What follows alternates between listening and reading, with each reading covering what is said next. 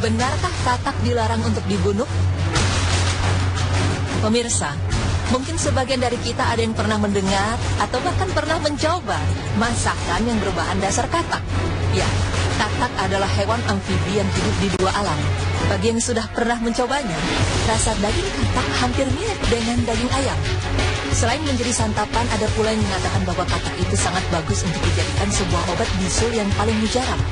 Namun meskipun begitu, pernyataan ini pun disanggah oleh Rasulullah.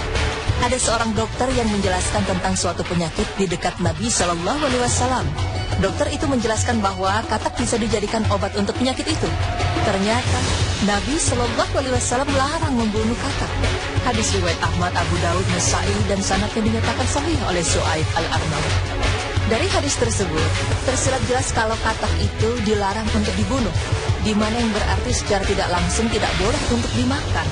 Hal ini semakin diperkuat dengan perkataan dari Sahal bin Sa'ad As-Sa'idi bahwa Nabi Shallallahu Alaihi Wasallam melarang membunuh 5 hal: semut, lebah, katak, burung suradi, dan burung hudhud. Hadis riwayat Baihaqi. Lantas, apa sebenarnya alasan yang melandasi larangan tersebut? Pemirsa, ada banyak cerita mengenai mengapa kita dilarang untuk membunuh katak. Tetapi ada satu kisah yang cukup marak diperbincangkan, yaitu kisah dari Nabi Ibrahim dan katak.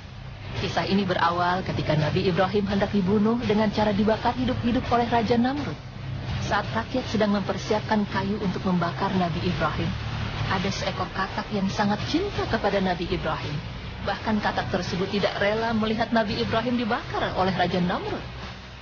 Namun sayangnya, katak tersebut tidak dapat berbuat banyak. Maka ia berinisiatif untuk menaruh air di dalam mulutnya, lalu berusaha untuk memadamkan api yang membakar tubuh Nabi Ibrahim. Katak mengambil air dari sungai dan melompat lalu menyemburkan air itu ke api. Tetapi apa yang dilakukan sang katak itu tidak berhasil. Api yang menyala lebih besar dari bukit.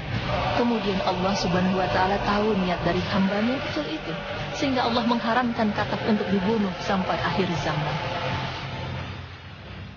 Pemirsa beriman, itulah sepenggal kisah yang beredar terkait alasan mengapa katak haram untuk dibunuh.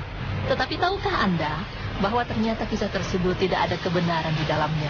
Karena yang benar adalah ketika Nabi Ibrahim berada di tengah kobaran api yang menyala, maka saat itu juga turun firman Allah Subhanahu wa Ta'ala yang artinya, wahai api, menjadi dinginlah dan menjadi keselamatanlah bagi Ibrahim. Quran Surah Al-Anbiya ayat 69. Dan memang itulah yang terjadi.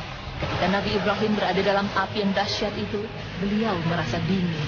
Hanya tali dan rantai yang mengikat tangan dan kakinya yang terbakar hangus. Sedangkan tubuh dan pakaian yang melekat pada tubuhnya tetap utuh, tidak tersentuh sedikit pun oleh api. Semua ini merupakan suatu mukjizat yang diberikan Allah kepada Nabi Ibrahim alaihissalam. Orang-orang yang melihat upacara pembakaran pun tercengang ketika melihat Nabi Ibrahim keluar dari kobaran api yang sudah padam dan menjadi abu dalam keadaan selamat, dengan pakaian yang tetap utuh dan tidak ada tanda-tanda sentuhan api sedikit pun.